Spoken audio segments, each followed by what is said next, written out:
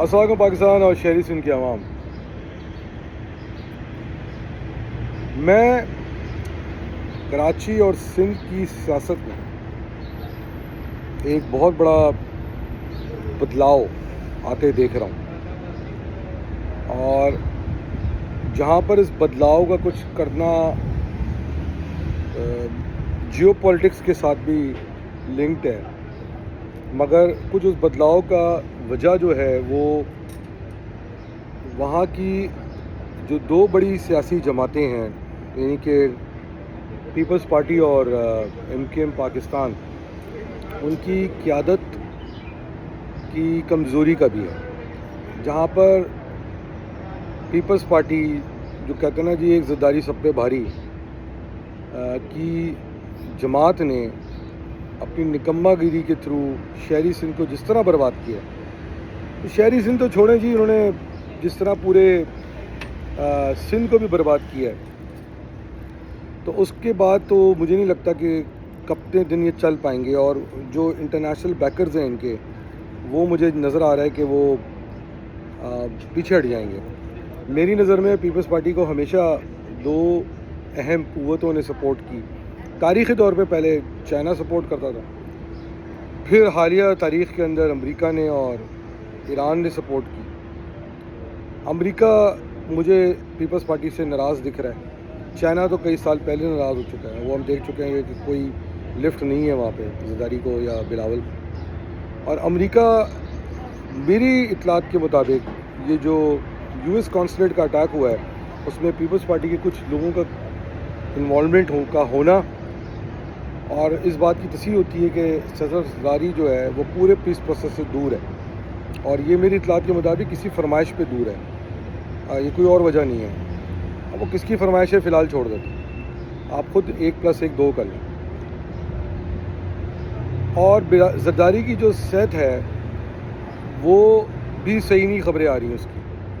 ٹھیک ہے، اس عمر میں ہر کوئی بیمار ہوتا ہے. میرے والد صاحب کی 82 سال کی عمر میں ڈیتھ ہوئی ہے. اور خبریں آ رہی ہیں کہ اب وہ ٹائم آ رہا ہے کہ جب ہوتا ہے نا، جب آدمی اس عمر میں آتا ہے تو بہکی بہکی باتیں کر رہا ہوتا ہے. زرداری بھی وہی بہکی بہکی باتیں کر رہا ہے. اور بلاول بھٹو جو ہے وہ قابو نہیں ہے. بلاول بھٹو کوئی نہ کوئی ایسا کام کر دیتا ہے ابا کو تنگ کرنے کے لیے، جو ریاست اس پہ خوش نہیں ہوتی. ہم نے دیکھا کہ ہماری اطلاعات کے مطابق کس طرح پیپلز پارٹی نے پی آئی ای کے پرائیویٹائزیشن کو ڈریل کرنے کی کوشش کی، جس سے آپ کے initiative S I F C کے انیشیٹو کو نقصان ہوا. پھر کنال پروجیکٹ کو ڈریل کرنے کی کوشش کی. بلاول کا ڈائریکٹ ہاتھ اس کے اندر ہے. اب ایران کے معاملے میں یو ایس کانسولیٹ پہ اگر حملہ ہو جاتا ہے، اس میں کوئی خدا نہ خواستہ امریکیوں کی کوئی کیجولٹی ہو جاتی، ایک نیا کٹا کھل جاتا. تو بلاول نے پچھلے کچھ سالوں کے اندر تواتر کے ساتھ اپنی سیاست سے ریاست کو ناراض کیا. اچھا، اب مسئلہ کیا ہے کہ زرداری چونکہ مفاہمت بادشاہ کہتے ہیں لوگ، وہ مفاہمت کی بادشاہ کیا ہے جی، پیسے ہیں آپ کے پاس، پیسے پھینکیں تماشا دیکھیں. کچھ لوگ بک جاتے ہیں، جو لوگ نہیں بکتے وہ اڑے جاتے ہیں. اکثر لوگ بک جاتے ہوں گے جس کو مفاہمت کہتے ہیں. کچھ لوگ اس لیے بھی اڑتے ہوں گے، دام لگوانا ہوتا ہوگا. یہ بھی پاسبلٹی ہے. اور حالیہ تاریخ میں ہم نے دیکھا کئی ایسے لوگ تھے جنہوں نے دام لگوایا اپنا. بہرحال زرداری جو تھا، اس کی جو خواہش تھی کہ وہ اپنی زندگی میں بلاول کو پرائم منسٹر دیکھنا چاہتا ہے، وہ خواہش اب پوری ہوتی نظر نہیں آ رہی، کم سے کم اس حکومت کے ساتھ، اور ماشاءاللہ سے فیلڈ مارشل صاحب کے ہوتے ہوئے. اور زرداری کی جو ہاتھ سے دوسرا کارڈ مجھے لگتا ہے جو نکلے گا، وہ نکلے گا سندھ کارڈ. کیونکہ زرداری نے بڑی چلاکی کے ساتھ ایم کیو ایم کے اوپر خالد مقبول جیسے لوگوں کو مسلط کیا ہوا تھا. اور ہم نے یہ دیکھ لیا کہ کس طرح خالد مقبول کی گرفت کتنی کمزور ایم کیو ایم میں. اب جس دن بھی الیکشن ہو گیا انٹرا پارٹی، اس دن خالد مقبول کیا. اچھا، زرداری کو پتہ ہے، اس لیے وہ خالد مقبول کو انٹرا پارٹی الیکشنز دیر سے کرانے کے لیے وقت دلوا رہا ہے، اور وہ امید کر رہا ہے کہ شاید کوئی انٹرنیشنلی کوئی ایسا کانٹ ہو جائے جس سے خدا نہ خواستہ، اللہ نہ کرے، پاکستان دوبارہ پریشر میں آ جائے، یا فیلڈ مارشل صاحب پریشر میں آ جائیں، جس سے اس کو مزید موقع مل جائے کہ یہ اپنے گیمز کو چلے اور اپنی لیوریج کو بڑھائے. میں آپ کو پہلے بھی کہہ چکا ہوں، میں پھر کہہ رہا ہوں، بلاول بھٹو इंटरनेशनली सिंध बेचने गया था, मगर सिंध इसलिए नहीं बेच पाया कि जब दुनिया ने देखा तो दुनिया कहती है कि यार पूरा सिंध तो तुम्हारे पास है ही नहीं। तो कहने का मकसद सिर्फ और सिर्फ ये है कि शहरी सिंध तो तुम्हारे साथ है ही नहीं। शहरी सिंध तो महाजरों के साथ है, शहरी सिंध तो उसमें कई तुमसे सिंधियों ज़्यादा तो फिर पठान रहते हैं, पंजाबी रहते हैं। सिंधियों की तो पॉपुलेशन बड़ी कम है वहाँ पर। अच्छा, सिंधी अक्सर ज़िद करते हैं कि जी हम जो हैं कराची में रहते हैं, तो बड़ा आसान तरीका है इसका।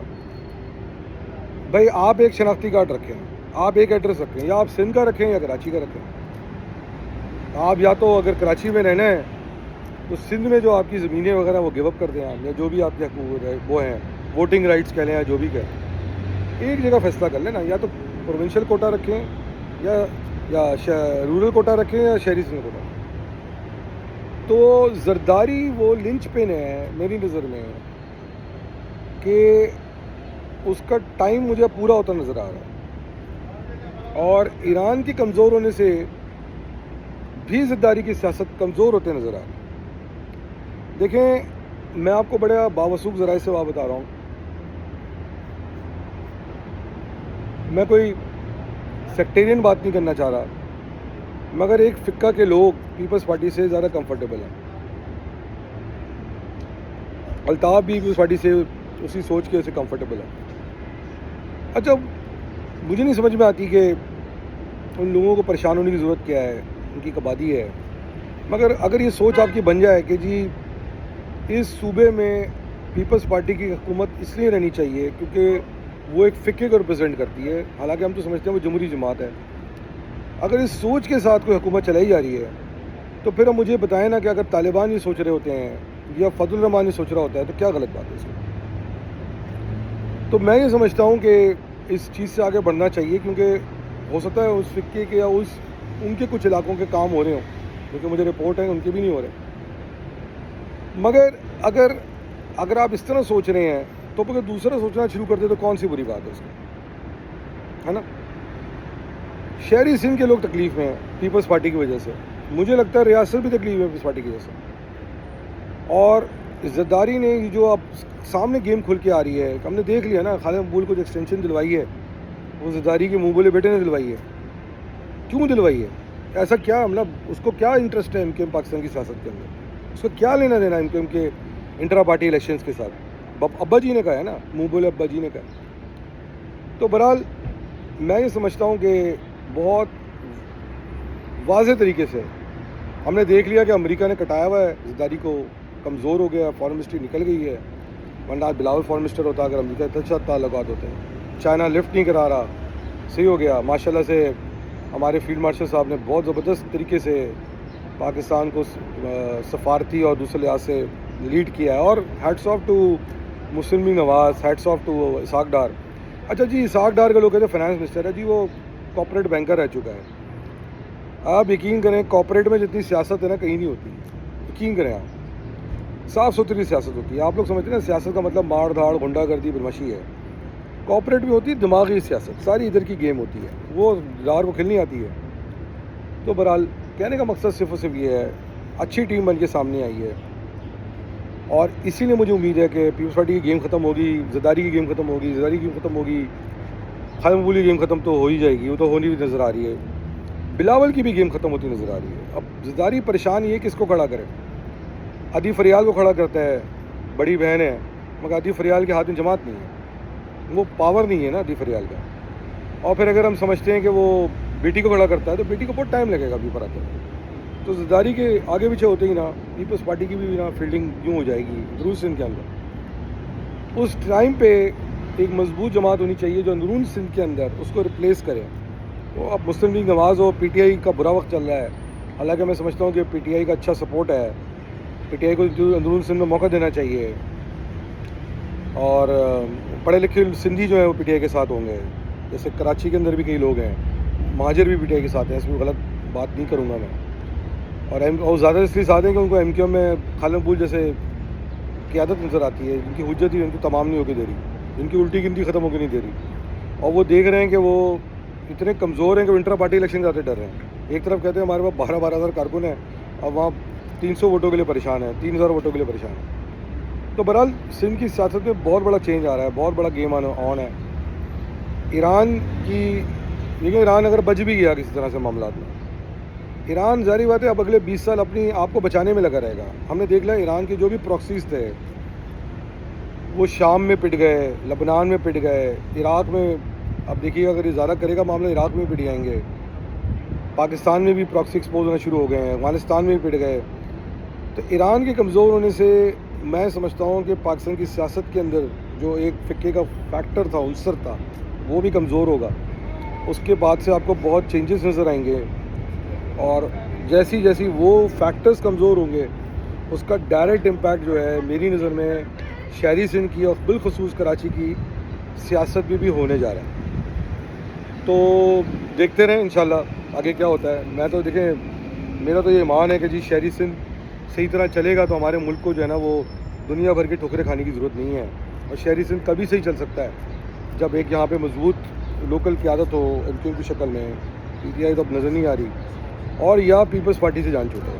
اور اس کا آسان ترین طریقہ ہے, امید ہے کہ ہمارے فیلڈ مارشل صاحب اللہ تعالیٰ ان کو صحت دے, زندگی دے, لمبی عمر دے, اور ان کو بچا کے رکھے کہ وہ فیڈرل ٹریٹری بنا دیں اس کو, اگر صوبہ بنانے میں بہت کباہت ہے. بڑا سوچا ویکینڈ ہے, سگار چل رہے ہیں,